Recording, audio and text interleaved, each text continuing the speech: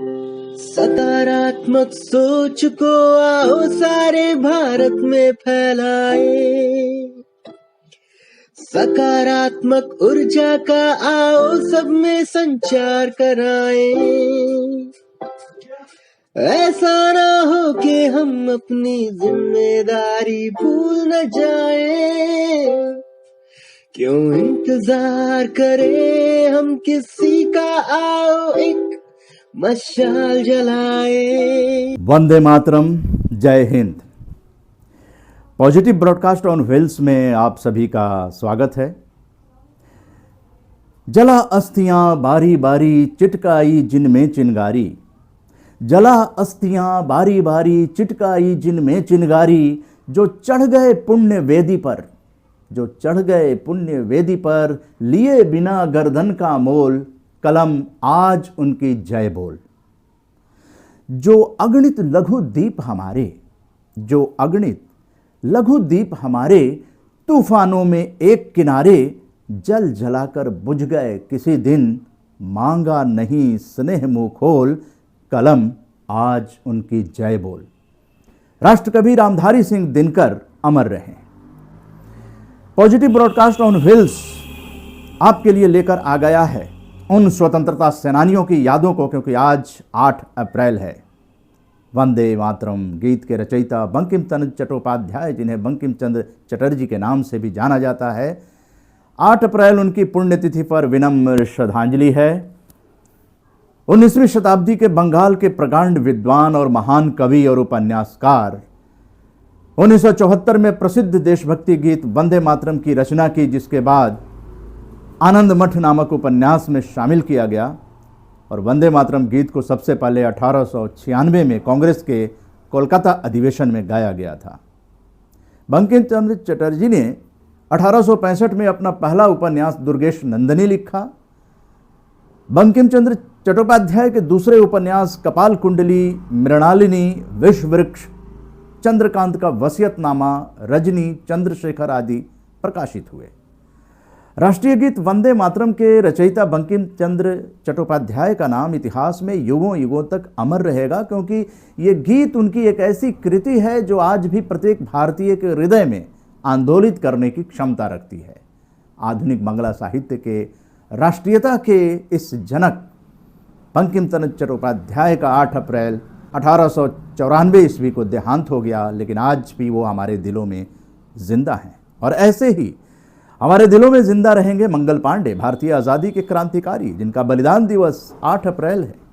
उन्हें विनम्र श्रद्धांजलि है आरजेएस पीबीएच परिवार की ओर से। मंगल पांडे एक भारतीय स्वतंत्रता सेनानी थे, जिन्होंने 1857 में भारत के प्रथम स्वाधीनता संग्राम में महत्वपूर्ण भूमिका निभाई। वो ईस्ट इंडिया कंपनी की 34वीं बंगाल इन्फेंट्री के सिपाही थे। तत्कालीन अंग्रेजी शासन ने उन्हें बागी करार दिया, जबकि आम हिंदुस्तानी उन्हें आज़ादी की लड़ाई के नायक के रूप में सम्मान देता है। भारत के स्वाधीनता संग्राम में उनकी महत्वपूर्ण भूमिका को लेकर भारत सरकार द्वारा उनके सम्मान में सन 1984 में एक डाक टिकट जारी किया गया और मंगल पांडे द्वारा गाय की चर्बी मिले कारतूस को मुंह से काटने से मना कर दिया गया था। इसी के फलस्वरूप उन्हें अंग्रेजी सरकार ने गिरफ्तार कर लिया था और 8 अप्रैल 1857 को फांसी दे दी गई थी। वो चले गए लेकिन अमर हो गए, और मंगल पांडे द्वारा लगाई गई विद्रोह की ये चिंगारी बुझी नहीं। 1947 में देश कई कुर्बानियों के बाद आखिरकार आज़ाद ही हो गया। मंगल पांडे को विनम्र श्रद्धांजलि है।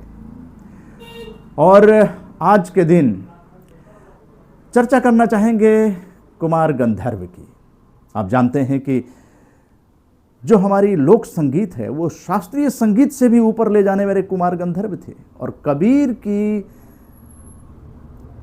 दोहे को जिस तरह से उन्होंने आवाज दिया वैसा कोई गा नहीं सकता। ये थे हमारे पंडित कुमार गंधर्व। 8 अप्रैल उनके जन्मदिन पर कोटि कोटि नमन है। भारत के सुप्रसिद्ध शास्त्रीय गायक थे, जिनका वास्तविक नाम शिवपुत्र सिद्धरामैया कोमकाली है, और 10 वर्ष की आयु में ही संगीत समारोह में वो गाने लगे थे, तो कहीं ना कहीं गॉड गिफ्टेड उनका गला था। ऐसा चमत्कारी गायन करते थे कि उनका नाम कुमार गंधर्व पड़ गया। और कालिदास के बाद कुमार गंधर्व मालवा के सबसे दिव्य सांस्कृतिक विभूति हैं। 68 वर्ष की उम्र में 12 जनवरी 1992 में देवास में उनका निधन हो गया। लोक संगीत को शास्त्रीय संगीत से भी ऊपर ले जाने वाले कुमार गंधर्व जी ने कबीर भजनों को जिस तरह से गाया वैसा कोई नहीं गा सकता है। 8 अप्रैल को उनको आरजेएस पीबीएच परिवार की ओर से विनम्र श्रद्धांजलि। तो इस तरह से हम लगातार जो है पॉजिटिव ब्रॉडकास्ट ऑन व्हील्स के माध्यम से आप लोगों के बीच आते रहेंगे और अपनी विभूतियों को याद करते रहेंगे, सकारात्मक और समसामयिक विषयों पर चर्चा करते रहेंगे और आप लोगों के साथ मिलकर सकारात्मक भारत उदय वैश्विक आंदोलन को, इस पीढ़ी का एक सकारात्मक भारत का इतिहास बनाने की ओर हम सभी आगे बढ़ रहे हैं। जय हिंद, जय भारत। आरजेएस जय हिंद के नारों से अपना देश जगाए, आरजेएस वंदे मातरम से सारी सरकार जगाए।